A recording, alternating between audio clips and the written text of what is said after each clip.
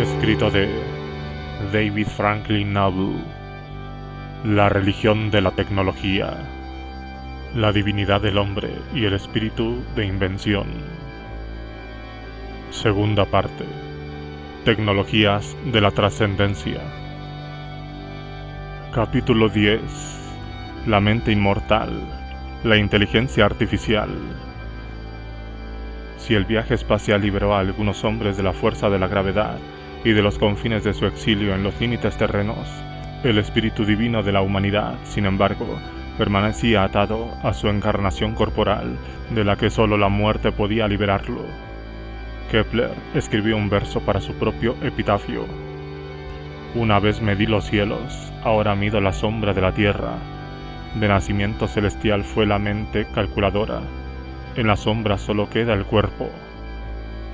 En este sentido, Kepler creía que la mente calculadora, ese vestigio inmortal del parecido humano con la imagen de Dios, un verdadero placer celestial, tenía que esperar al final de su existencia corpórea.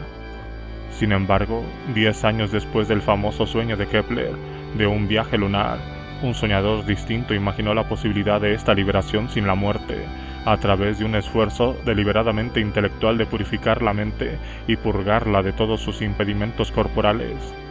Al igual que el de Kepler, el sueño de René Descartes inspiró durante mucho tiempo gran parte de la reflexión y anticipación, aunque tuvo que esperar 3 siglos para su cumplimiento.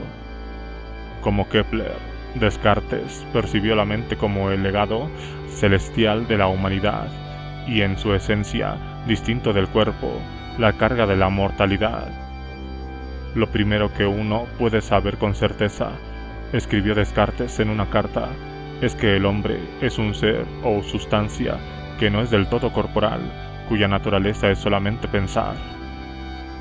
Para Descartes, el intelecto humano era piadoso, sin duda recibido de Dios, y estaba definido precisamente por aquellas características que los seres humanos comparten con Dios. Que todas las cosas que nosotros concebimos de forma muy clara y distinta son verdaderas, es cierto solo porque Dios es o existe, y porque es un ser perfecto, y todo esto en nosotros surge de Él. Escribió Descartes.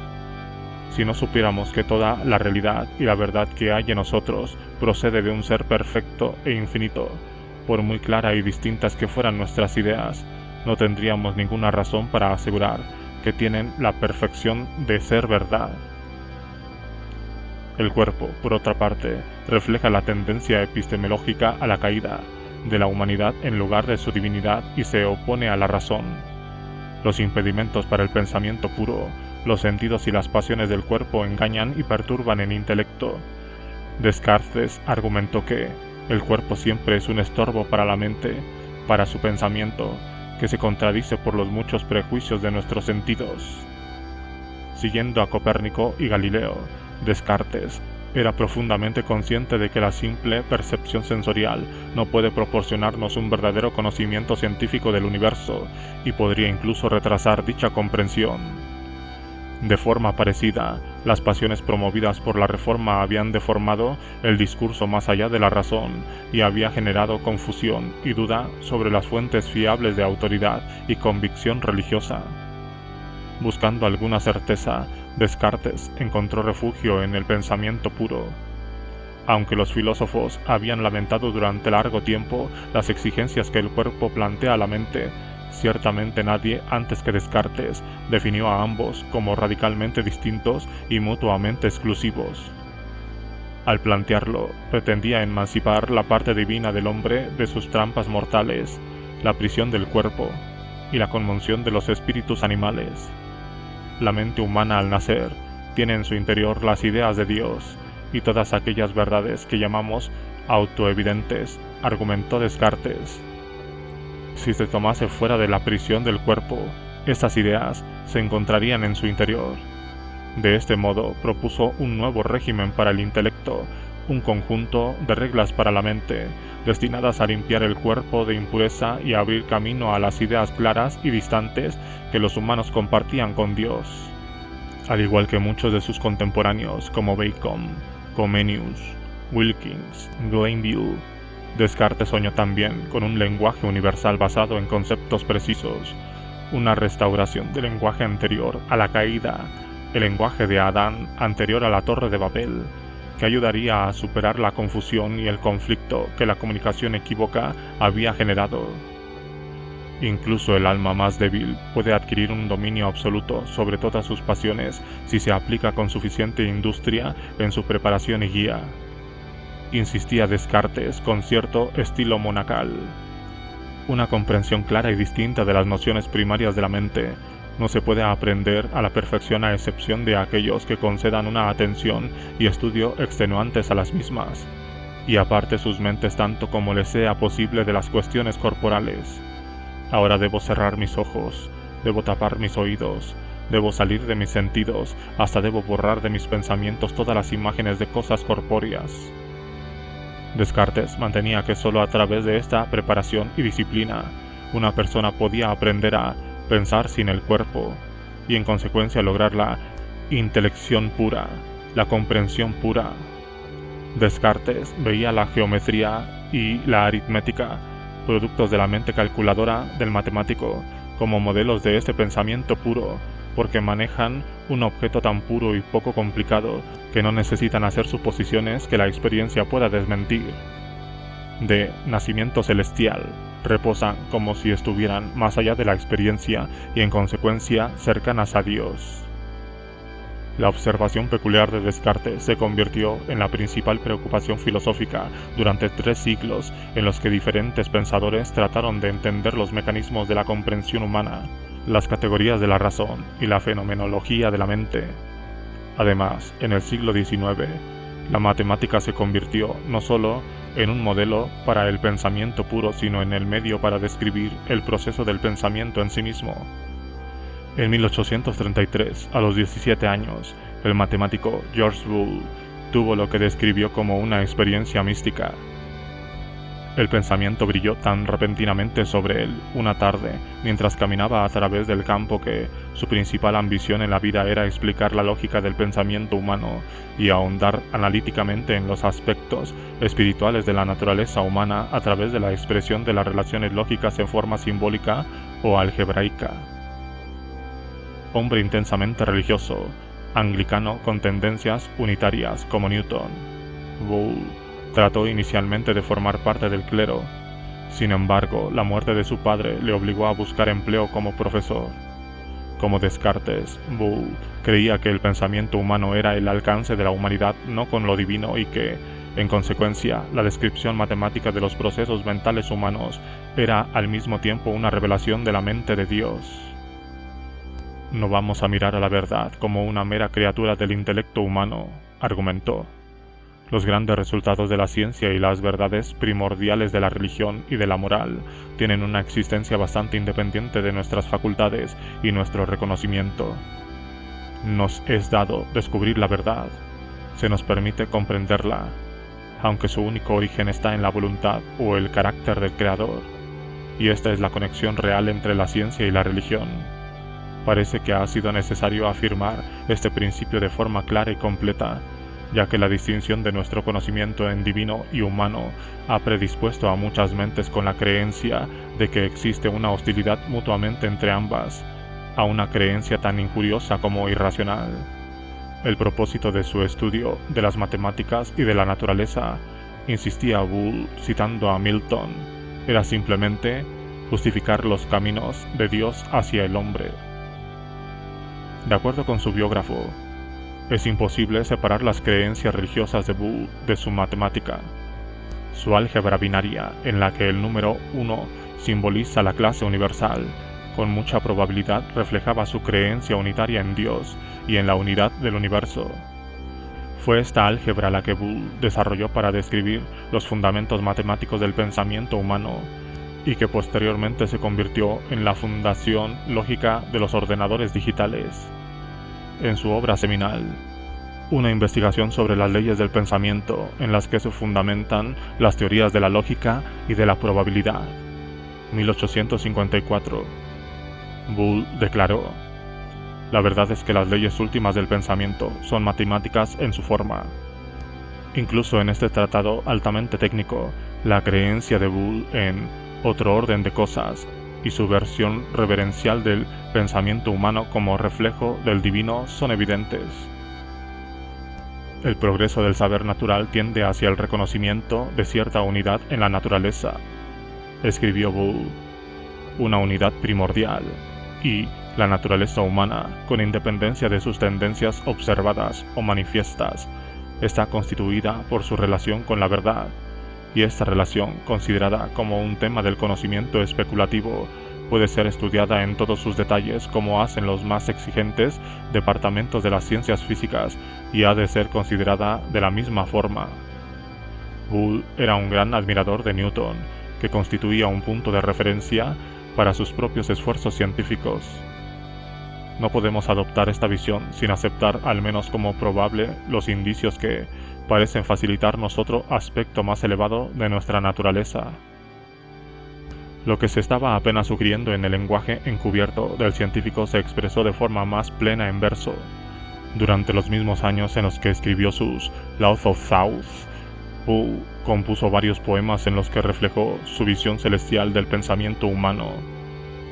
Espacio diverso, sistemas múltiples para ver, que no será revelado únicamente por el pensamiento, en cuyos espíritus misteriosos estamos mezclados, finito de sentidos en infinito de pensamientos.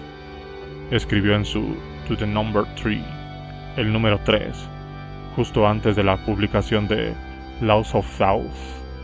Escribió That Communion of the Scenes, un tributo a los científicos que le precedieron. En un poema los describía como una banda inseparable en la tierra espiritual.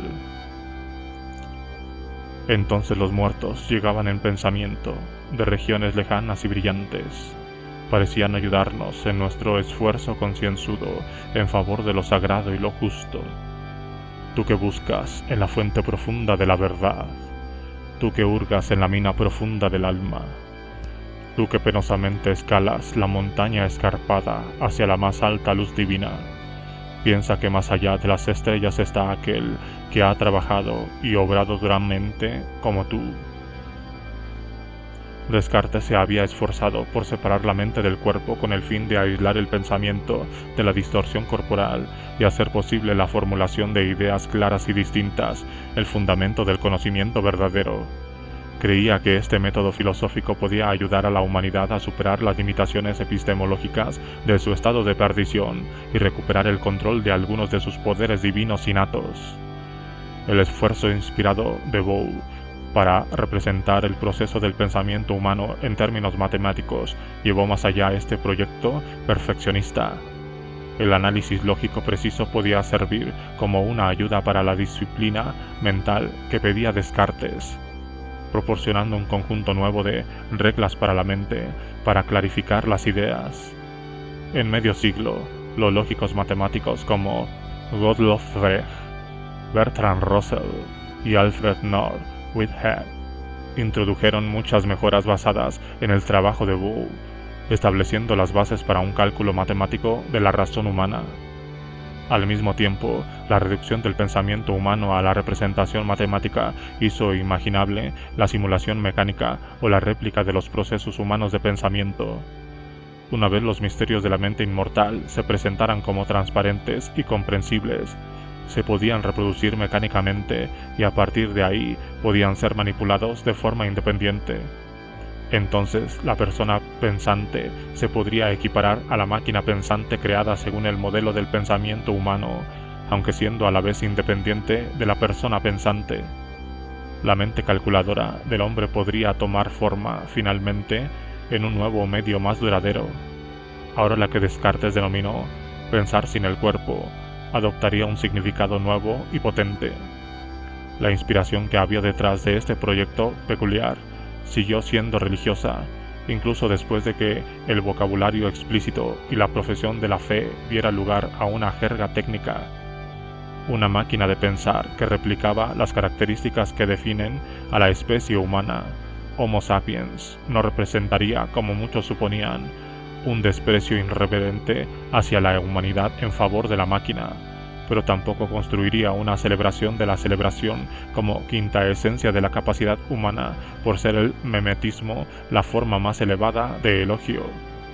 Más bien, reflejaba una forma nueva de culto divino, una exaltación de la dotación esencial de la humanidad, esta facultad única que el hombre compartía con Dios, debido a su vínculo con Dios, no con el hombre. La máquina presente no era por consiguiente una encarnación de lo específicamente humano, sino de lo específicamente divino en los humanos, la mente inmortal. En términos característicos, el desarrollo de una máquina pensante tenía como objetivo el rescate de la mente inmortal de su prisión mortal. Suponía la delineación y destilación deliberadas de los procesos del pensamiento humano para transferirlos a un medio mecánico más seguro. Una máquina que proporcionaría una morada inmortal, más apropiada para una mente inmortal. Esta nueva mente basada en la máquina otorgaría al pensamiento humano una existencia permanente, no solo en el cielo, como Kepler imaginó, sino también en la tierra. Por consiguiente, para sus diseñadores, la máquina presente representaba inconscientemente un segundo yo, más perfecto, como lo describe la psicóloga Sherry Tucker, el brillo reflejado y la encarnación eterna de su propia divinidad. El primer intento de diseñar una máquina pensante pretendía obtener una mera réplica del pensamiento humano, aunque casi simultáneamente se elevaron las visiones, con la esperanza de sobrepasar mecánicamente el pensamiento humano a través de la creación de una superinteligencia más allá de las capacidades humanas. Entonces la posibilidad de una mente inmortal, capaz de enseñarse a sí misma nuevos trucos, dio paso a la visión de una nueva especie artificial que superaría al Homo sapiens. Completamente liberado del cuerpo humano, del ser humana y de la especie humana, la mente inmortal podría evolucionar de forma independiente hacia formas más elevadas de vida artificial y unirse finalmente con su origen, la mente de Dios.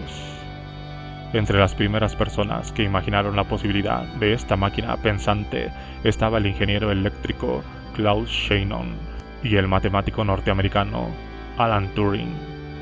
Juntos desarrollaron la base teórica para el diseño de ordenadores electrónicos y el consiguiente desarrollo de la inteligencia artificial.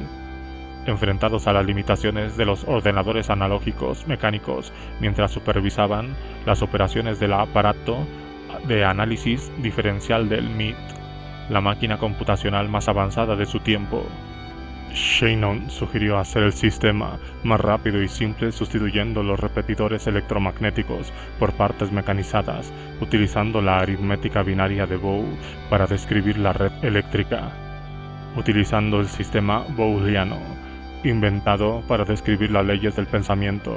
Al describir la operación de los circuitos eléctricos, Shannon estableció la base del trabajo para la simulación eléctrica del pensamiento. El fundamento de los ordenadores eléctricos suponía que, si las leyes del pensamiento de Boole podían expresar el pensamiento, si los mismos términos matemáticos se podían utilizar para describir los procesos de pensamiento humano y las dinámicas de una máquina eléctrica, ambos deberían tener al menos características comunes, aunque no fueran literalmente idénticas. Una noción equivocada, provocativamente propuesta unos cuantos años después por el neuropsicólogo Warren McCollum y el matemático Walter Pitts, con su descripción de las redes neuronales del cerebro en términos booleanos. Andrew Hughes, el biógrafo de Turing, señaló: Shannon siempre había estado fascinado por esta idea de que una máquina debía ser capaz de imitar al cerebro. La imitación de la mente era precisamente la preocupación del excéntrico matemático Turing, que compartía la visión de Shannon de una máquina pensante capaz de simular el pensamiento humano. Poco antes de que Shannon publicara su famosa tesis sobre los circuitos eléctricos de conexión, Turing había planteado su propia descripción teórica de una máquina abstracta, un ordenador universal que operaba sobre la base del sistema booleano y era capaz de expresar afirmaciones lógicas.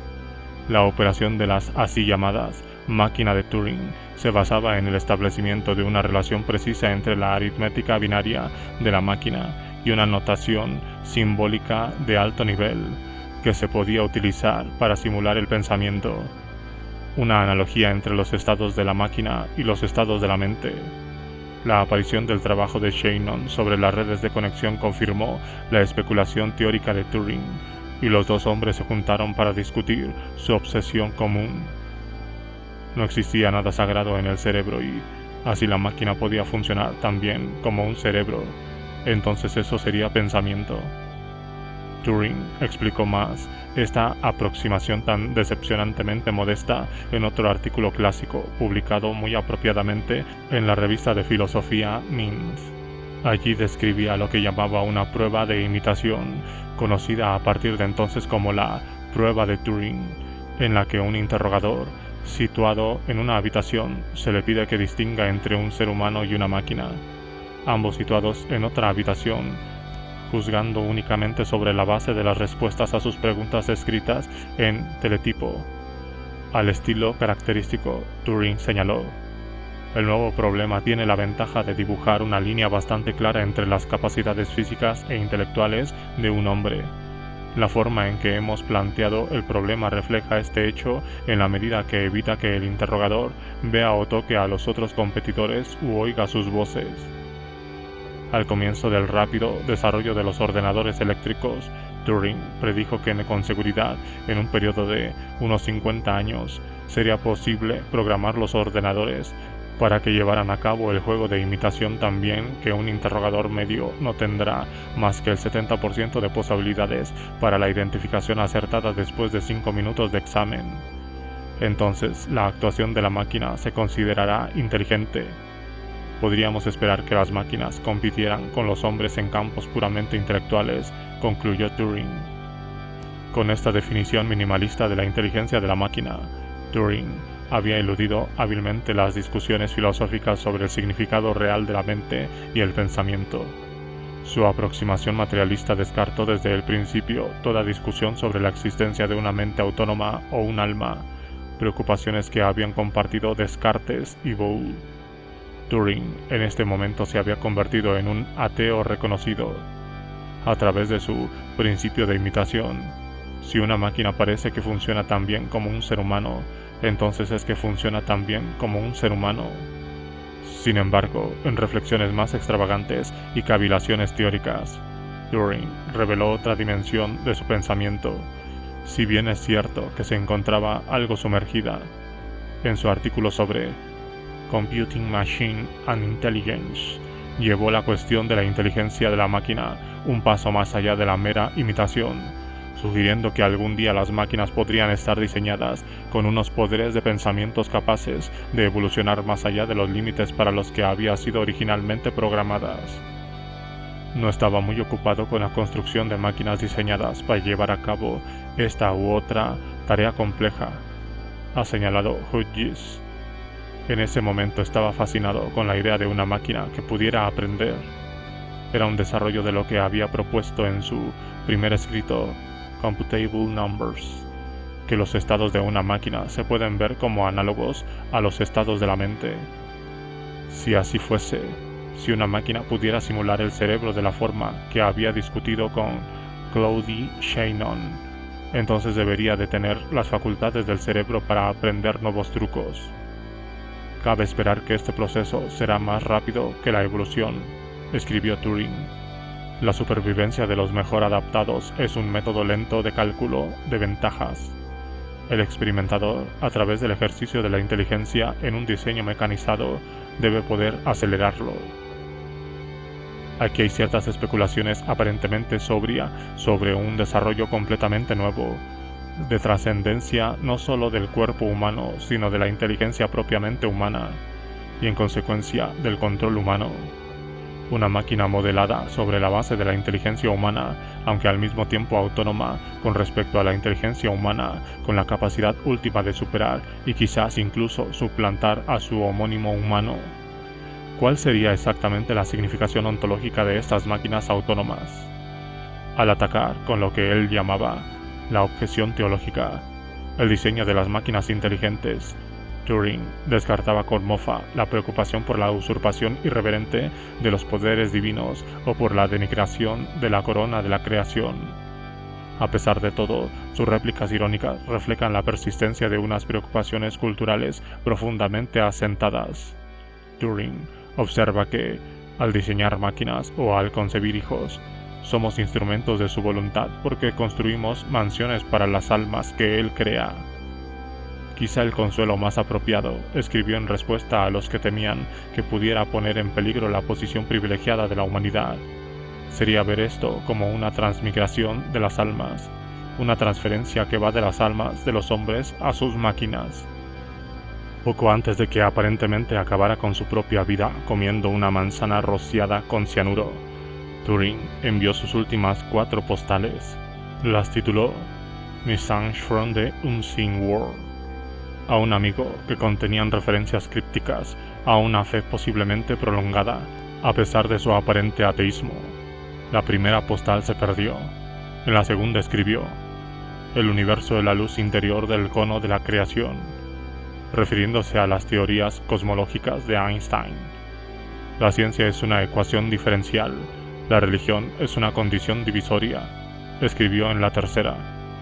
En la última, el mensaje en verso era más extenso y evocaba una vieja creencia: hiperboloides de luz extraordinaria, que rodáis por la eternidad a través del espacio y el tiempo.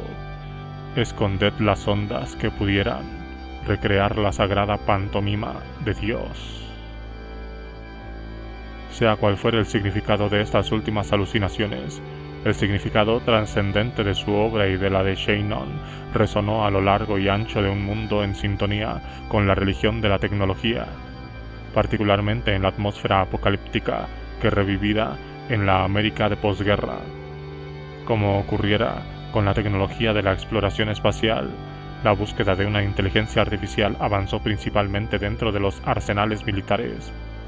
Prácticamente todos los desarrollos teóricos que hicieron posible el diseño de los ordenadores y el avance de la inteligencia artificial surgieron de la experiencia relacionada con la militar. La contribución de Shannon evolucionó a partir de su trabajo en el aparato de análisis diferencial de Vannevar Bush, desarrollado y utilizado principalmente por el ejército. De la misma forma, las reflexiones de Turing sobre las máquinas computadoras derivaban en cierta medida de su trabajo en tiempos de guerra descodificando la criptografía alemana para el alto mando británico, lo que más tarde consideró su coqueteo con el pecado de forma muy parecida a cómo Oppenheimer vería posteriormente su bomba atómica. De forma parecida, la contribución crucial de John von Neumann al diseño de sistemas computerizados y a la programación de componentes surgieron del trabajo militar de alto nivel para el Proyecto Manhattan durante la guerra y de la posterior planificación estratégica de la Guerra Fría. Y la concepción de la cibernética, esto es, el uso de la teoría de la información para diseñar servomecanismos controlados, la maquinaria de autocorrección de Norbert Wiener, fue primordialmente el producto de los desarrollos realizados durante la guerra para el control automático del fuego de la artillería. Las contribuciones teóricas sirvieron para ampliar y reflexionar sobre los avances de la electrónica, el control automático y la maquinaria computacional generados por la guerra, y proporcionaron la base intelectual y material que hizo posible por primera vez el desarrollo práctico de la inteligencia artificial. AI. Los primeros esfuerzos en esta dirección se produjeron al mismo tiempo que se producían los primeros esfuerzos en los vuelos espaciales tripulados y bajo los mismos auspicios militares.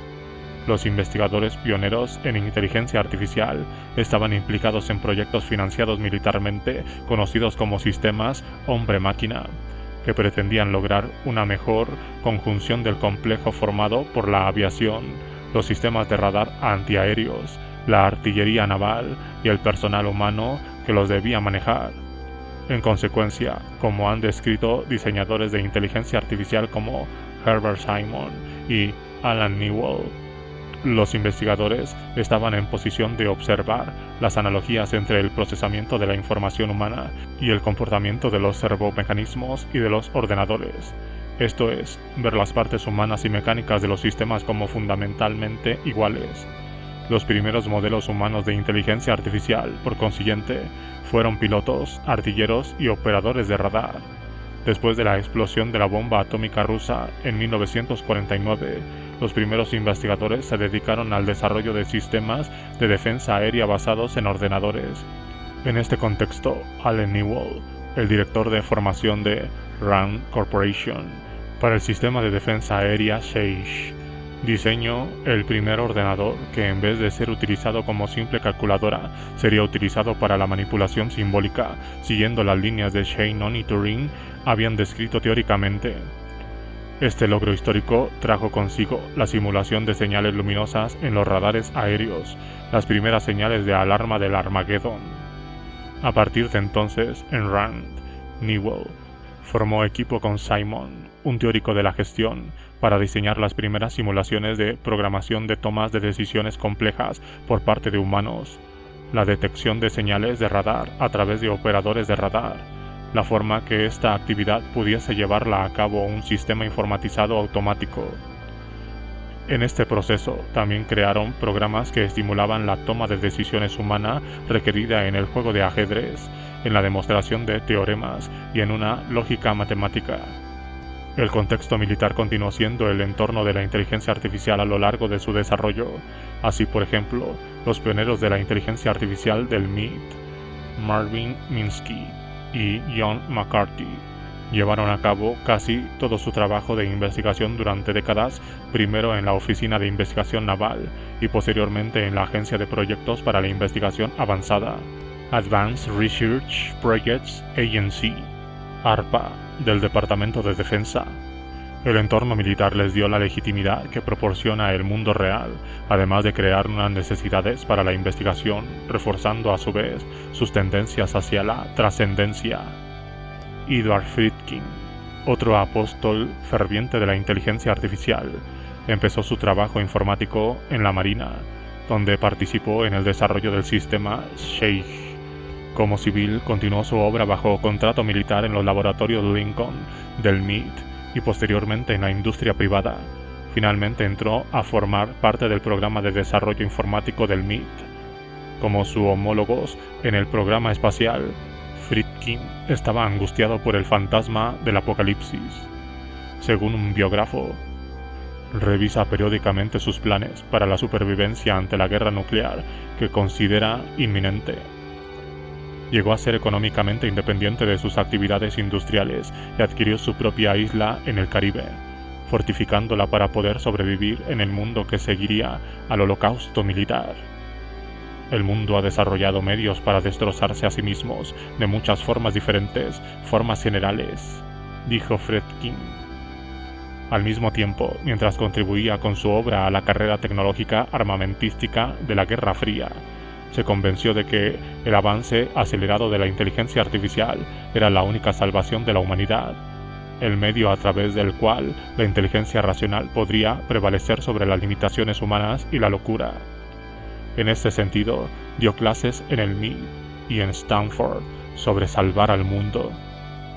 La idea consistía en ver el mundo como un gran ordenador y escribir un programa, el algoritmo global, que, si se ejecutaba de forma metódica, nos llevaría a la paz y a la armonía. Posteriormente se interesó por lo que llamó física digital, basada en la noción de que el universo es un ordenador en sí mismo y que nuestro mundo, operando de acuerdo con la programación de cierta inteligencia celestial, es la simulación de Dios, la sagrada pantomima de Dios.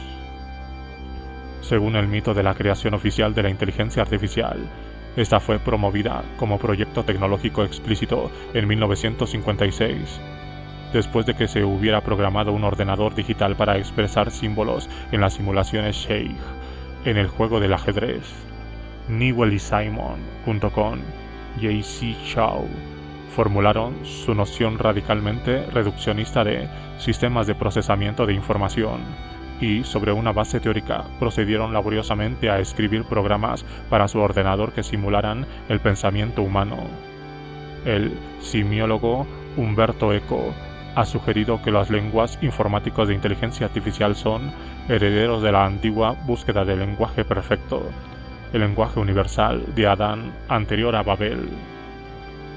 Como escribió Newell y Simon, El punto de vista básico que habita nuestra obra ha sido que el ordenador programador y el humano como resolutor de problemas son especies que pertenecen a ambas al género de los sistemas de procesamiento de la información. La vaguedad que ha plagado la teoría de los procesos mentales superiores y otras partes de la psicología desaparece cuando los fenómenos se describen en términos de programas. En este sentido, desarrollaron su programa Logic Theories, diseñado para demostrar automáticamente teoremas tomados de la obra Principia Mathematica de Russell y Whitehead, y con frecuencia descrito como la primera muestra real de inteligencia artificial. La primera prueba de un teorema por parte de una máquina se logró en el verano de 1956. Excitado, Simon escribió a Bertrand Russell para contárselo. Russell contestó sardónicamente: «Estoy encantado de saber que ahora la maquinaria puede hacer los Principia Mathematica. Ojalá Whitehead y yo hubiésemos conocido esta posibilidad antes de desperdiciar 10 años haciéndolo manualmente. Estoy encantado por el ejemplo de superioridad de su máquina respecto a Whitehead y a mí». Quizás es interesante saber que en este mismo momento Simon escribió su único relato breve en la que pretendía ilustrar con un lenguaje no matemático el modelo de toma de decisiones en un laberinto descrito en su artículo de 1956, Rational Choice and the Structure of the Environment. La historia se titula The Apple. Se centraba en la comprensión progresiva por parte del protagonista del mito del Génesis sobre la tentación de Eva en el jardín del Edén. Ese mismo año, la vanguardia que surgió de la inteligencia artificial se reunió por primera vez en el Diamond College, hecho que se ha considerado comúnmente el acontecimiento fundador de la empresa de la inteligencia artificial. John McCarthy, del MIT, a quien se otorga el mérito de haber puesto el nombre a este campo nuevo y haber establecido posteriormente el programa de inteligencia artificial de Stanford, organizó la conferencia. Entre los asistentes se encontraban Marvin Minsky, que pasó a ser director del programa de inteligencia artificial del MIT, Newell y Simon, que supervisaban el programa de inteligencia artificial en Carnegie Mellon, Nathaniel Rochester, de IBM, y Claudie Shannon. El objetivo explícito de la conferencia era imaginar los avances prácticos de la llegada de las máquinas inteligentes.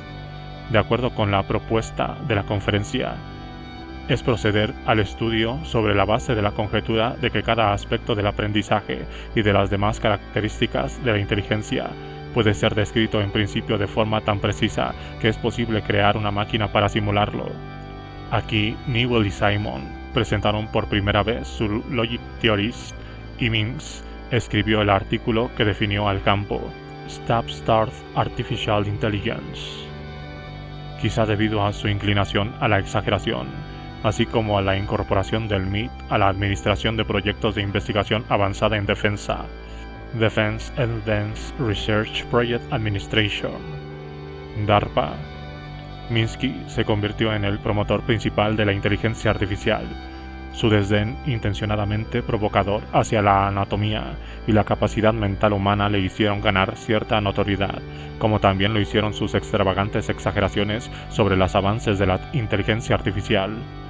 Más allá de los motivos propagandísticos, sus pronunciamientos mostraban un profundo desprecio por el común de los mortales y una impaciencia por algo más. Minsky describió el cerebro humano como una mera máquina de carne y veía el cuerpo, aquel maldito revoltijo de materia orgánica, como un teleoperador del cerebro. Ambos, insistía, eran sumamente reemplazables por maquinaria. Lo importante de la vida, argumentaba Minsky, es la mente, que definió en términos de estructura de subrutinas, es decir, en términos de programación. Al igual que Descartes, insistió en que la mente podía y debía estar divorciada del cuerpo y del yo. Lo importante en refinar nuestro pensamiento, mantenía Minsky, es tratar de despersonalizar nuestro interior. La posibilidad de una separación absoluta de la mente respecto de la persona pensante subyacía en su creencia sobre la posibilidad de una máquina pensante, máquinas que fabrican pensamientos. y veía la inteligencia como algo que podía lograr cualquier cerebro, máquina u otra cosa que tenga mente. ¿Podremos construir algún día máquinas inteligentes?, se preguntaba Minsky. Diría que en principio la respuesta es sí, porque nuestro cerebro en sí mismo es una máquina. Aunque todavía no comprendemos cómo realiza el cerebro muchas habilidades mentales, sí podemos trabajar con el objetivo de crear máquinas que hagan lo mismo o cosas parecidas. La inteligencia artificial es simplemente el nombre que damos a esta investigación. Como prueba del avance hacia la inteligencia de la máquina, Minsky describió estas capacidades de la máquina como búsqueda, reconocimiento de patrones, sistemas expertos, demostración automática de teoremas, visión mecanizada y robótica. Sin embargo, también miraba más allá de estas manifestaciones mundanas de la inteligencia artificial. Nuestras habilidades mentales de ingeniería podrían crecer hasta el punto de capacitarnos para construir logrados científicos, artistas, compositores y compañeros personales de naturaleza artificial. ¿La inteligencia artificial es meramente otro avance en tecnología?, reflexionaba Minsky, ¿o es un punto de inflexión en la evolución humana? Minsky profetizó en la conferencia de Dartmouth que, en un breve plazo de tiempo, la simbiosis hombre-máquina se convertiría en la manifestación principal de la inteligencia artificial, mucho antes de la llegada de las máquinas del pensamiento verdaderamente autónomos capaces de avances evolutivos. Argumentaba que los ordenadores compartidos posibilitarían agrupar a los seres humanos en tiempo real con máquinas verdaderamente grandes y convertirían a las máquinas en ayudas al pensamiento. En los años venideros, esperemos que estos sistemas mecanizados compartirán y quizás por una vez predominarán en nuestro avance hacia el desarrollo de la inteligencia artificial. El desarrollo de la inteligencia artificial prometía una ampliación de aquellas capacidades humanas que valoramos más, se regocijaba Pamela McCorduck. Esta máquina pensante, explicaba, ampliaría estas cualidades de la misma forma que otras máquinas han ampliado otras capacidades de nuestro cuerpo. Así, las fuerzas aéreas de los Estados Unidos trataban de utilizar los ordenadores de alta velocidad para ampliar o acelerar los procesos cognitivos humanos, con el objetivo de que los pilotos consiguieran velocidad y, en consecuencia, se asegurara un uso óptimo de sus aviones de alta rendibilidad. El avión de combate F-14, por ejemplo, requería respuestas de los pilotos que estuvieran por debajo del segundo en un flujo rápido y continuo de información generada por ordenador. De esta manera, el componente humano del sistema armamentístico tenía que adecuarse a la interactividad a tiempo real a través de un aumento del intelecto humano basado en el ordenador. La investigación de las Fuerzas Armadas en la simbiosis hombre-máquina, el denominado Proyecto Piloto Asociado, incluía estudios de ordenadores activados por la voz, ordenadores que respondían al movimiento de los ojos del piloto, el control de los ordenadores a través de las ondas cerebrales, conocido como control a través del pensamiento, y la integración directa de los pilotos en los ordenadores. Mucho antes de que las máquinas inteligentes autónomas superen totalmente la mente humana, los ordenadores podrán ser utilizados para ampliarla a través de la medida temporal de los sistemas hombre-máquina. Manfred Clynes esbozó esta aproximación en 1960 en un artículo sobre el uso de los sistemas hombre-máquina en la exploración del espacio, en la que acuñó un término nuevo, cyborg, para dar a entender la integración física de sistemas cibernéticos, mecanizados y organismos vivos. Al mismo tiempo, el ejército también experimentó con nuevos sistemas de comunicación que enlazaban de forma simultánea un colectivo de individuos dentro de un único sistema informático. SIMNet, por ejemplo, desarrollado para la simulación de maniobras de tanques, creaba una comunidad virtual de 800 personas, la tripulación de 200 tanques. De la misma forma, el Departamento de Defensa estableció ARPANET para conectar a los contratistas militares de investigación en todo el país. El desarrollo militar de los sistemas hombre-máquina posibilitó el surgimiento de los sistemas informáticos de simulación de realidad virtual, descrito por Johnson Liner, que acuñó el término como inmersión sensorial informatizada, y ciberespacio. William Gibbons, un escritor de ciencia ficción, fue el inventor del término. La conexión con el mundo de la comunicación informática vía Internet, originalmente ARPANET. Enredados en la comunicación informatizada y en los sistemas de simulación, los seres humanos experimentaron una mejora de los sentidos y la extensión aparentemente infinita de sus poderes y de su alcance mentales. Ilusiones vanas de omnisciencia, omnipresencia y omnipotencia que alimentaban las fantasías de su semejanza divina. En los años 70, el investigador de los sistemas hombre-máquina, Tom Furness, abandonó las fuerzas aéreas para poner en marcha el Human Interface Technology Laboratory en la Universidad de Washington, que rápidamente se situó en la vanguardia de la investigación en realidad virtual y ciberespacio. Allí el futuro empezó a adoptar una dimensión luminosa, como describió un investigador, en la que la inmersión ritual en las realidades simuladas por ordenador evocaba directamente los lugares comunes de la religión de la tecnología. Al otro lado de nuestros guantes informáticos, se regocijaba el investigador. Nos convertimos en criaturas de luces, de colores en movimiento, palpitando con partículas doradas. Todos nos convertimos en ángeles, y para la eternidad. El ciberespacio nos parece el paraíso, un espacio para la restauración colectiva del hábito de la perfección. Nuestra fascinación por los ordenadores es profundamente más espiritual que utilitaria, argumentaba el consultor de la industria informática y filósofo Michel Heim, reconstruyendo sus raíces en el siglo XVII y más concretamente en el matemático y filósofo Gottfried Wilhelm Leibniz. Cuando estamos conectados, nos liberamos de nuestra existencia corporal, de nuestra existencia primitiva y terrenal, y emulamos el viseo Dei, la perspectiva de Dios, el todo a la vez del conocimiento divino.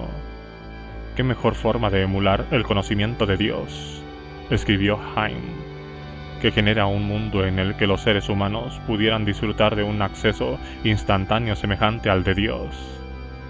De hecho, los diseñadores de una de las primeras redes de comunicación por ordenador de carácter civil, un boletín comunitario creado en 1978 en el área de la Bahía de San Francisco, inauguró su folleto informativo con las palabras: «Somos como dioses y podría ser que además llegásemos a ser buenos en ello».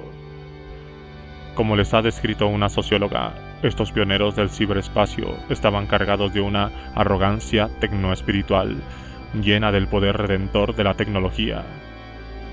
Gran parte del trabajo de los investigadores del ciberespacio, escribió, asume que el cuerpo humano es carne, obsoleta tan pronto como la conciencia se trasvasa a la red. El discurso de los constructores visionarios del mundo virtual está plagado de imágenes de cuerpos imaginarios, liberados de las limitaciones que la carne impone. En el ciberespacio, el cuerpo es inmortal, declaró un entusiasta. Michel Benedict, presidente de Mentaltech Inc., una empresa de diseño de componentes en Austin, Texas, fue quizá quien mejor expresó el éxtasis religioso del ciberespacio. Editor de una influyente analogía sobre el ciberespacio, Benedict argumentaba que el ciberespacio es el equivalente electrónico de los reinos espirituales imaginados por la religión. El entusiasmo casi irracional por la realidad virtual, observaba, logra la necesidad de albergar poder y luz en otros planes míticos. Las religiones se alimentan del resentimiento que sentimos hacia la estupidez, las limitaciones y la traición final de la mortalidad. La realidad es la muerte. Si fuera posible, vagaríamos por la tierra y nunca abandonaríamos el hogar, disfrutaríamos de los triunfos sin riesgo y comeríamos los frutos del árbol del conocimiento sin ser castigados, trataríamos diariamente con los ángeles, entraríamos ahora mismo en el cielo sin morir. El ciberespacio, escribió Benedict, es la dimensión en la que flota la imagen de una ciudad celestial, la nueva Jerusalén del Apocalipsis, como un palacio enjollado y sin peso que surge del cielo, un lugar en el que podríamos recobrar la gracia de Dios, planteado como una bella ecuación. A pesar de las alusiones tóxicas inducidas por la realidad virtual basada en la informática, Los defensores de la inteligencia artificial conciben la integración del hombre-máquina como un fenómeno intermedio en el camino hacia los sistemas inteligentes completamente autónomos. Como ha observado la socióloga Sherry Tuckler, los entusiastas de la inteligencia artificial creen que con el tiempo las máquinas superarán a la inteligencia humana en todos los sentidos. Puede que las máquinas inteligentes amplíen momentáneamente la capacidad humana, aunque finalmente separarán toda capacidad humana. Cuando puedan pensar por ellas mismas y se las dote con una superinteligencia, quedarán liberadas de esa simbiosis con los humanos y empezarán a trazar su propio camino independiente. Y a través de estas máquinas mentales que evolutivamente eclipsarán a los hombres, estos trascenderán su mortalidad y finalmente recuperarán sus poderes providenciales. He soñado que creaba mi propio robot, dijo Don Norman, investigador de DARPA, para darle mi inteligencia, para convertirlo en mi mente, para verme en él. ¿Y quién no lo ha soñado alguna vez? Coincidía uno de sus colegas investigadores, Robert Shank. Siempre he querido crear una mente. Crear algo como eso es la cosa más excitante que se puede hacer, la cosa más importante que cualquiera puede hacer. Al transferir sus mentes a máquinas, los investigadores esperaban liberarse de una vez por todas de las limitaciones del cuerpo para poder vivir para siempre. En su historia reciente de la inteligencia artificial, Daniel Crevier planteó la relación entre aquella y la religión y argumentó que la inteligencia artificial es coherente con la creencia cristiana en la resurrección y en la inmortalidad, citando las escrituras para apoyar la idea de la trascendencia material, mecanizada o corporal del alma. ¿La visión materialista de la mente no contradice la existencia de un alma inmortal?, se preguntaba, e insistía que el Antiguo y el Nuevo Testamento implicaban que la tradición judeo-cristiana no es coherente con la resurrección del cuerpo después de la otra vida. Citó pasajes de los profetas Isaías, Ezequiel y Daniel, además de San Pablo, y referencias a relatos de personas que habían tenido experiencias cercanas a la muerte y describían haber abandonado sus cuerpos moribundos y habitar otro tipo de cuerpo, invisible aunque con una estructura definida. Es cierto que se necesita cierta clase de soporte para la información y la organización que constituye nuestras mentes, reconocía Crevier, un sustituto material y mecánico para el cuerpo mortal. Sin embargo, las creencias religiosas y particularmente la creencia en la supervivencia después de la muerte no son incompatibles con la idea de que la mente surge de los fenómenos físicos. La resurrección de Cristo se produjo en un nuevo cuerpo. ¿Por qué no en una máquina? Crevier narraba las discusiones sobre esta posibilidad que empezaron a surgir durante los años 80, en particular la idea de traspasar la mente a una máquina, la transferencia de la mente humana a una red neuronal artificial a través de la sustitución eventual de las células cerebrales por circuitos electrónicos y funciones de entrada y salida idénticas. Este proceso, hasta el momento imaginario, sugiere con firmeza la posibilidad de transferir la mente de un soporte a otro y en consecuencia la supervivencia del alma después de la muerte en un medio nuevo, más duradero. Esta transición gradual de la existencia carnal a la corporeización en soporte electrónico garantizaría la continuidad de una experiencia subjetiva individual más allá de la muerte. Además, los procesos mentales de la personalidad electrónicamente continuada incluso se podría mejorar. De este modo, la inteligencia artificial podría elevarnos a una nueva clase de existencia en la que nuestra humanidad no solamente estaría preservada, sino que también mejoraría de formas que apenas podemos imaginar. El profeta principal de esta inmortalidad postbiológica, basada en el ordenador, fue Hans Moravec, un especialista en inteligencia artificial formado en Stanford, que entró a formar parte del profesorado del Carnegie Mellon y desarrolló robots avanzados para el ejército y la NASA. En 1988, su obra visionaria, Min Children, describía con detalle cómo los humanos pasarían su legado mental de origen divino a su descendencia mecánica.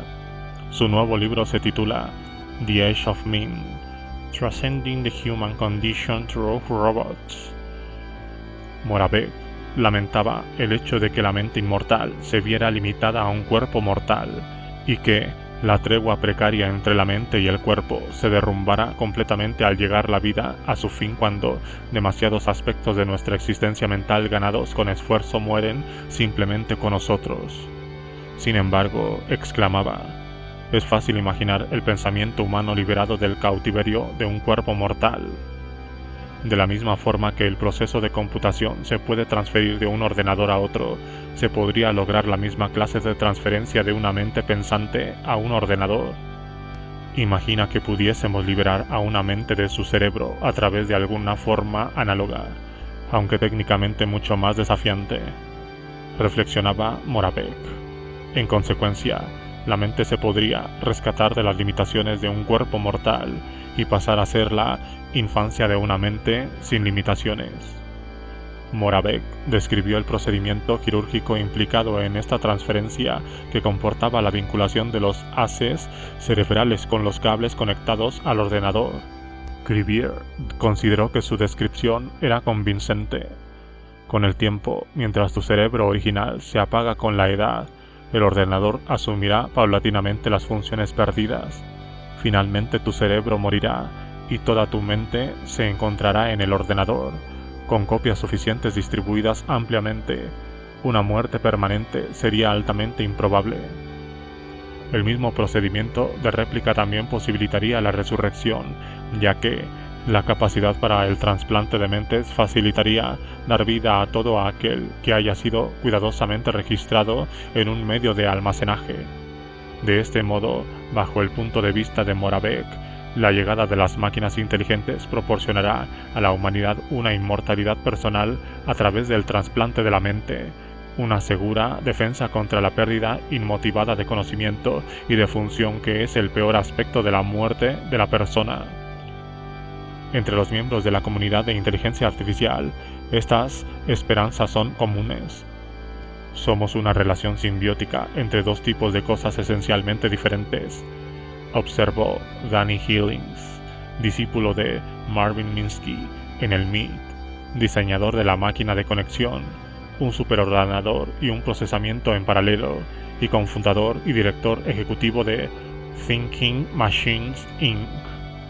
Somos metabólicos, como el mono que se pasea por ahí, y somos inteligentes, es decir, un conjunto de ideas y cultura. Y estas dos cosas han evolucionado conjuntamente porque se han ayudado mutuamente. Sin embargo, son cosas fundamentalmente diferentes. Lo que de nosotros es valioso, lo que es bueno de los humanos es la idea, no el animal. Como Moravec, Hillis lamentaba los límites de la existencia mortal. Creo que es una gran porquería que solo lleguemos a vivir 100 años. Creo que es horrible. Solo sirve para ir apañándonosla. Quiero vivir 10.000 años. No veo por qué no puede ser posible si tengo un metabolismo mejor. Si podemos mejorar la maquinaria básica de nuestro metabolismo, si pudiese entrar en un nuevo cuerpo y durar 10.000 años, lo haría al instante. Si las máquinas inteligentes se veían como vehículos de trascendencia e inmortalidad humanas, también se comprendía como poseedoras de vidas propias y de un destino final más allá de la experiencia humana. Para los visionarios de la inteligencia artificial, las máquinas mentales representaban el próximo paso en la evolución, una especie nueva, Machine Sapiens, que rivalizaría y finalmente superaría al Homo sapiens como el más inteligente de los seres de la creación. Quiero crear una máquina que esté orgullosa de mí, proclamaba Danny Hillis, reconociendo la superioridad de su creación. Supongo evidentemente que no estoy perturbado por la posibilidad de que pudiera haber algo mejor que nosotros que nos pudiera reemplazar. Tenemos un montón de virus, clases de virus que nos ha ido dejando la historia desde que éramos animales, y no veo razón alguna para creer que somos el final de la cadena, y creo que sería posible la existencia de algo mejor que nosotros. El objetivo para Hillings no era la perfección humana per se, sino la evolución en términos óptimos de las ideas, es decir, el avance del elemento divino en la humanidad por el medio que fuera. Creo que hay algo fundamentalmente bueno en los humanos. Me entristece la muerte, me entristece el poco tiempo que pasamos en la Tierra y desearía que hubiera alguna solución. Así que lo que me empuja es algo emocional, no es un experimento científico objetivo o algo parecido. Creo que nuestra misión es crear inteligencia artificial, declaró abiertamente Edward Fredkin. Es el próximo paso en la evolución. Explicaba que han habido 3 grandes acontecimientos de igual importancia en la historia del universo. El primero fue la creación del universo, el segundo, la aparición de la vida, y el tercero, el advenimiento de la inteligencia artificial. La última, según Fredkin, es una cuestión que tiene que ver con todas las cuestiones. En sentido abstracto, nada se le puede comparar. Uno se pregunta por qué Dios no lo creó. Crear una superinteligencia mucho más brillante que nosotros es algo muy parecido a lo divino, es la abstracción del universo físico y es el punto final en esta dirección. Si hay preguntas a las que hay que responder, así es como se van a responder. No puede ocurrir nada de mayores consecuencias en este planeta. La empresa tiene carácter divino, observó Pamela McCorduck, entusiasta de la inteligencia artificial. La invención, el descubrimiento interno de Dios se representa nuestro compromiso con la trascendencia. Es difícil para mí creer que ahí fuera todo es solo un accidente, dijo Fredkin. El universo en sí mismo es el producto de algo que podríamos llamar inteligencia. De este modo, Fredkin veía implícitamente la evolución de la inteligencia artificial como un paso hacia una resolución final entre el creador y lo creado, un retorno de la mente a su origen divino. Moravec compartía la misma visión escatológica. Nuestra especulación finaliza en la supercivilización, profetizó, la síntesis de toda la vida del sistema solar, mejorándose constantemente y ampliándose, esparciéndose desde el Sol, convirtiendo la no vida en mente. Este proceso podría convertir todo el universo en una extensa entidad pensante, el universo pensante, una entidad de pura cerebración. El gurú de la inteligencia artificial, Earl Cox, había presentado recientemente la auténtica visión trascendente de los Idiot Savants de la inteligencia artificial. Cox, una auténtica autoridad en el diseño de los llamados sistemas de lógica confusa, en su libro Beyond Humanity, Cyber Revolutions and Future Mean, escrito conjuntamente con el paleontólogo Gregory Poe, argumenta que exponencialmente los avances acelerados en la ciencia y la tecnología han agilizado el curso de la evolución, dejando atrás a sus creadores. De este modo, estamos todavía en el crepúsculo de la civilización humana y en el amanecer de una nueva supercivilización robótica, que reformulará el universo entero a su imagen digital. Felizmente, aconsejará Cox, no es necesario dejar completamente atrás al Homo sapiens, como ocurrió con los dinosaurios. La tecnología pronto posibilitará a los seres humanos mudarse por completo en alguna otra cosa, y en consecuencia, escapar de la condición humana. Puede que los humanos sean capaces de transferir sus mentes a los nuevos cibersistemas y entrar a formar parte de la cibercivilización, asegurándose para sí mismos una existencia eterna. Este no es el fin de la humanidad, explicaba Cox, sino solo el de su existencia física como forma de vida biológica. La humanidad formará parte de nuestros nuevos compañeros recientemente inventados. Transferiremos nuestras mentes en recipientes creados por nuestras máquinas infantiles y con ellas exploraremos el universo. Liberadas de nuestra débil forma biológica, las inteligencias humanas y a la vez artificiales pasarán a formar parte del universo. Este sistema combinado de mentes, que representa el triunfo final de la ciencia y de la tecnología, trascenderá los tímidos conceptos de deidad y divinidad que mantienen los teólogos actuales. En los años 80, la inteligencia artificial había provocado el surgimiento de una empresa pareja conocida como vida artificial. Siempre hubo cierto grado de coincidencia entre los dos ámbitos, y algunos individuos como Edward Fredkin y Dennis Hills se identificaban con ambos. Estos investigadores informáticos crearon máquinas con la mayor capacidad computativa conocida y descubrieron que podían simular la vida y la evolución además de la inteligencia y la experiencia. La inteligencia artificial era una aproximación de arriba hacia abajo para la creación de una mente basada en la máquina que empezaba directamente con la transferencia de la inteligencia humana a las máquinas.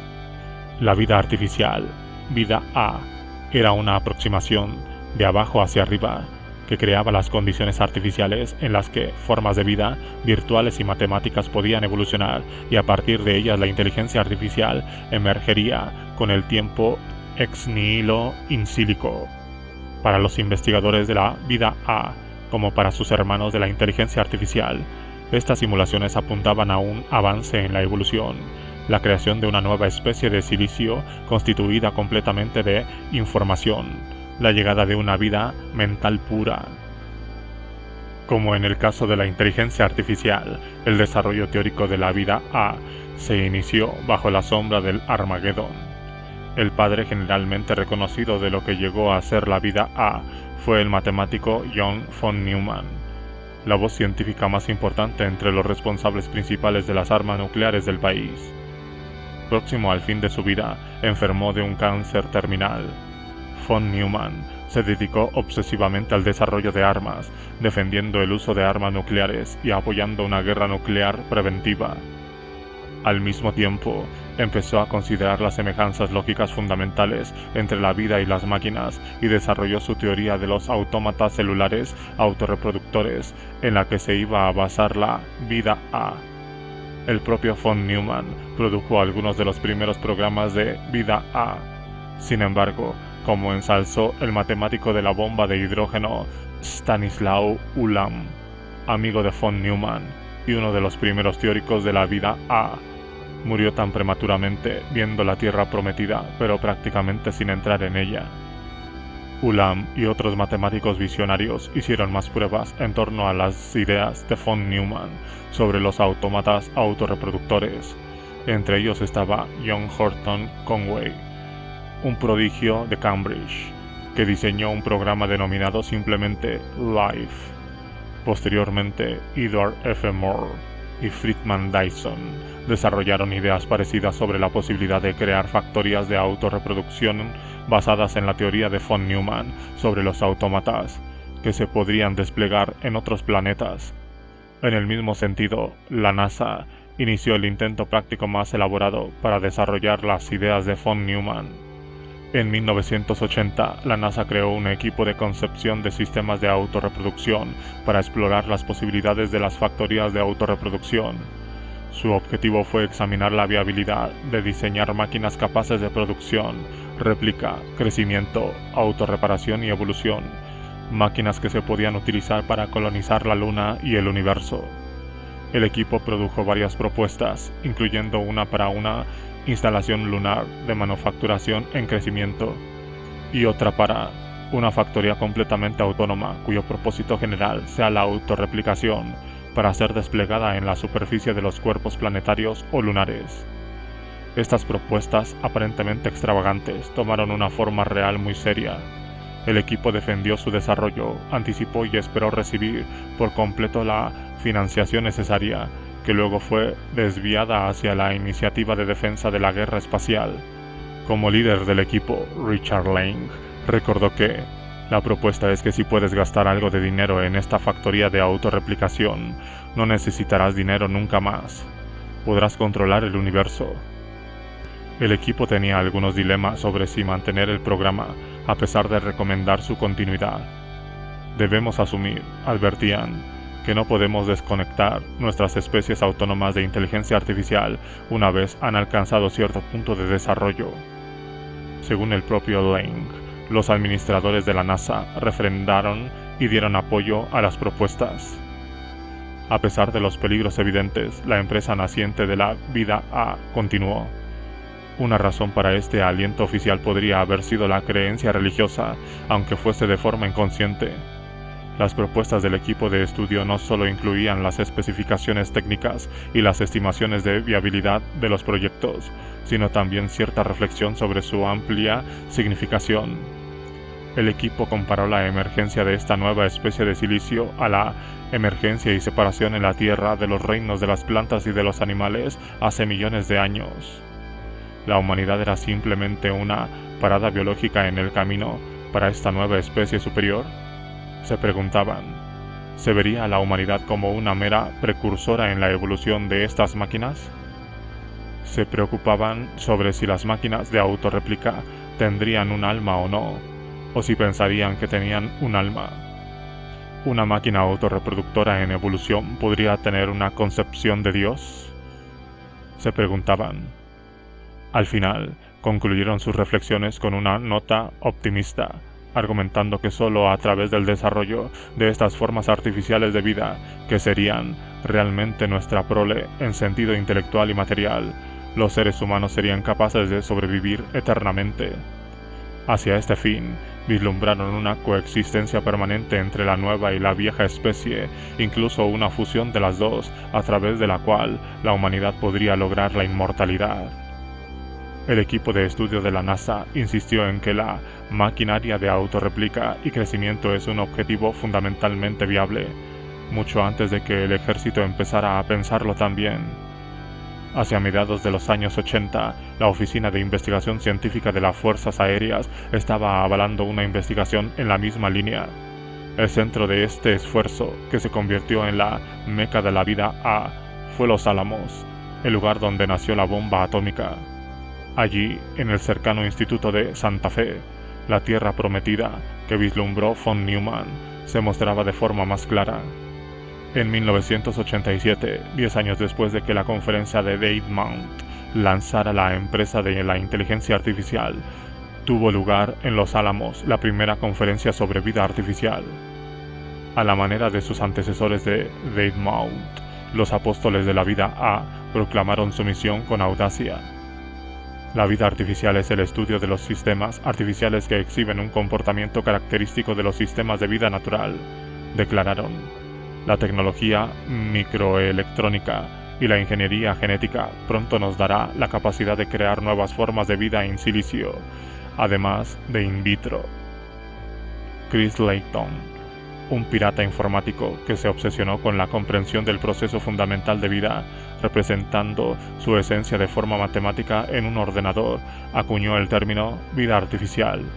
Su entusiasmo se remontaba a una experiencia casi mística que tuvo un día mientras su ordenador estaba haciendo funcionar el programa Life de John Conway, que le provocó cierta reflexión profunda sobre el significado de la mortalidad. Estaba ocupado con otras cosas y no miraba de cerca el ordenador cuando de repente sintió una fuerte presencia en la habitación. Allí había algo. Miró hacia arriba y el monitor del ordenador mostraba una configuración interesante con la que no se había topado antes. En aquel momento crucé un umbral, recuerda. Tienes el sentimiento de que había realmente algo muy profundo aquí, en este pequeño universo artificial y su evolución a través del tiempo. ¿Podrías tener un universo en el que la vida pudiera evolucionar?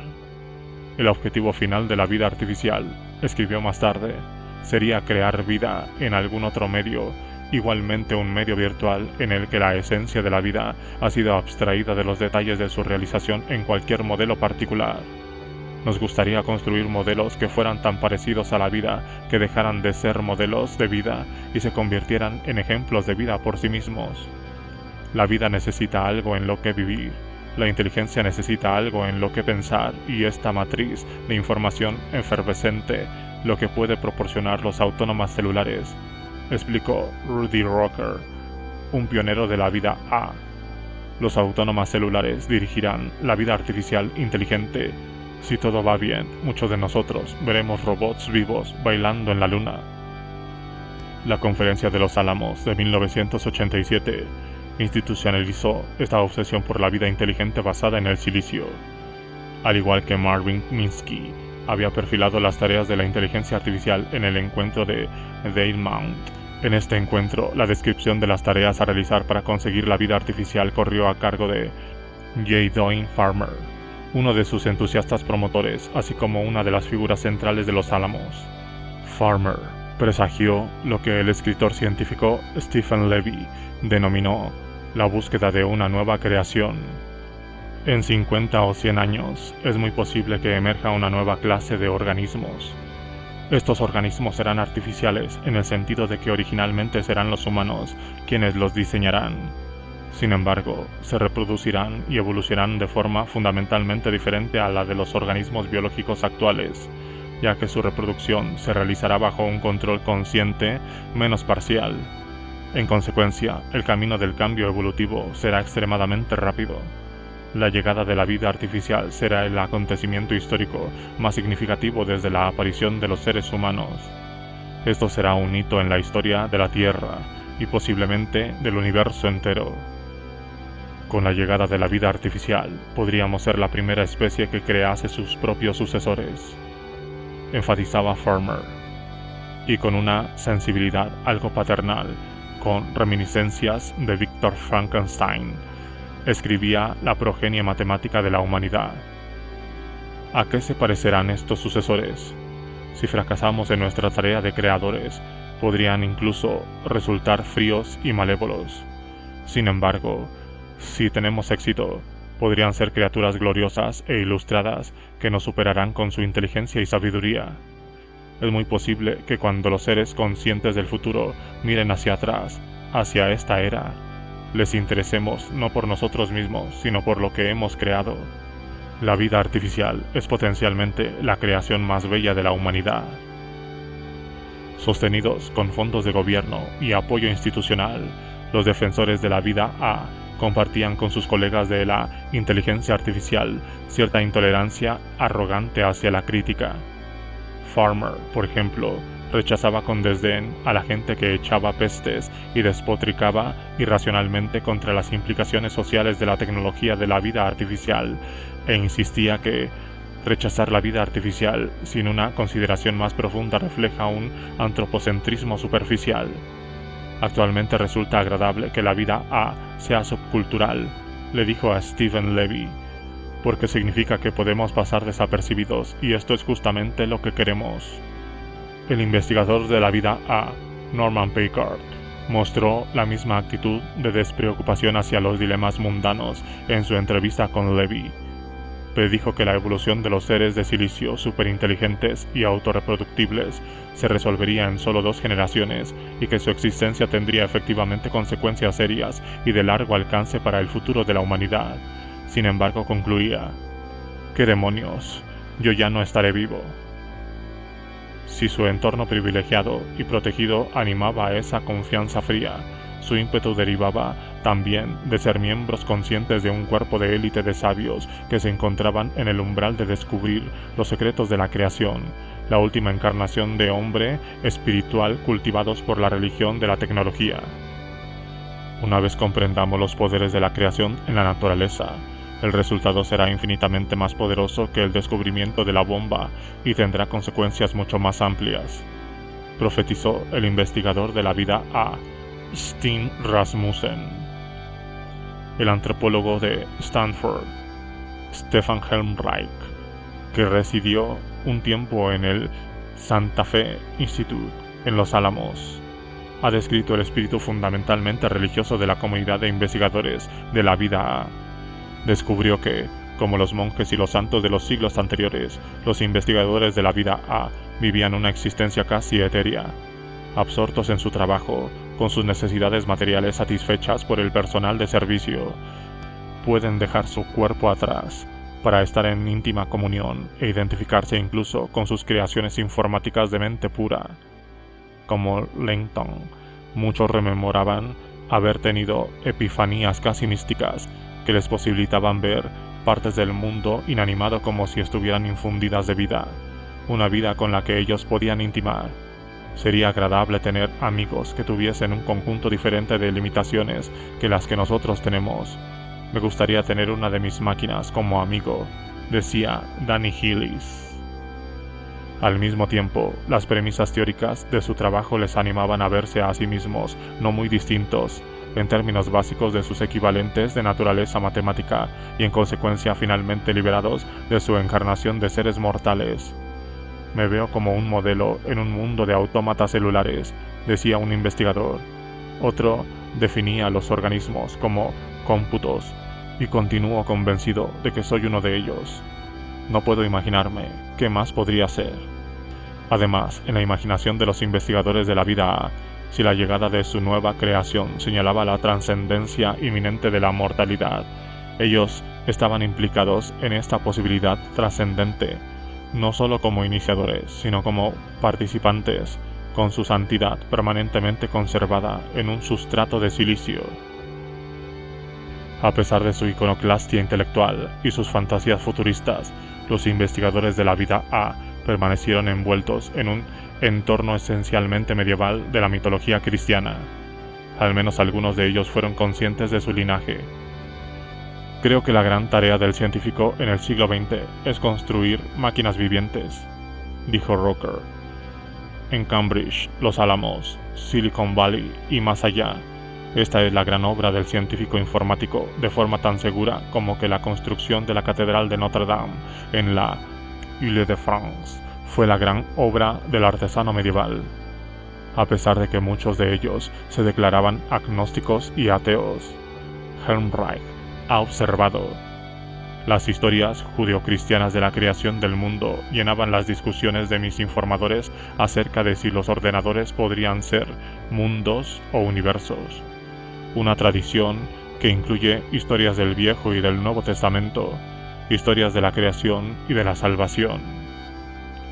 Obsesionado por el legado permanente de la transgresión de Adán, Stig Rasmussen atenuaba su orgullo desmedido con el sentimiento persistente de que, en cierta forma, estoy cometiendo un pecado por las cosas que estoy haciendo. Helmreich observó que los científicos de la vida invocan nociones normativas de Dios y lo que entiendo como una cosmología judeocristiana cuando hablan sobre los mundos artificiales y regularmente tratan a los programadores de dioses. Me siento como Dios. De hecho, soy el Dios de los universos que he creado, dijo un investigador. Rooker veía la obra de los diseñadores de la vida A como invenciones divinas. Tom Ray diseñó su programa de forma que las alteraciones en la configuración de las formas de vida se confirmaran al apretar un botón con la etiqueta Amén.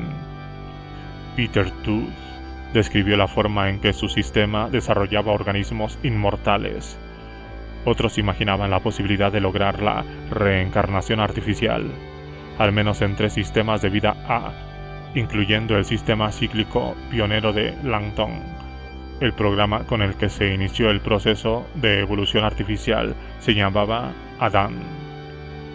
El destino manifiesto de la humanidad es pasar la antorcha de la vida y de la inteligencia al ordenador, proclamaba Rooker. Aunque 3 siglos y medio después de que Descartes soñara por primera vez con liberar la mente inmortal de sus ataduras mortales, los investigadores de la vida A todavía luchaban con el enigma del alma cristiana, la vida del hombre que ahora audazmente había traspasado a su progenie mecánica. No estoy seguro, aunque creo que tener un alma es propiedad de toda la vida, no solo propiedad de cierto tipo de vida elevada, le contó Norman Packard a Stephen Levy. Creo que lo más honrado sería decir que todas las cosas tienen un alma y que eso es lo que las hace vivir.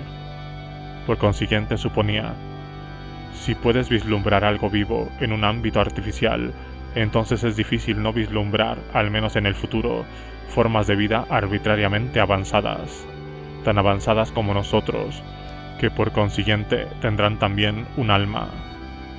Es una lógica difícil de sortear, concluía Packard, con una nota prometedora. Y esto tiende a hacerme pensar que puedes tener un alma artificial. En realidad, no diría un alma artificial, diría que tienes alma en un universo artificial, pero sería un alma real. Un alma real, justamente como Charles Babbage, el primer padre de los ordenadores, imaginaba nuestro estado futuro. Liberarse de la pesada carga corporal de materia como el espíritu ardiente pedía a su barro cruel.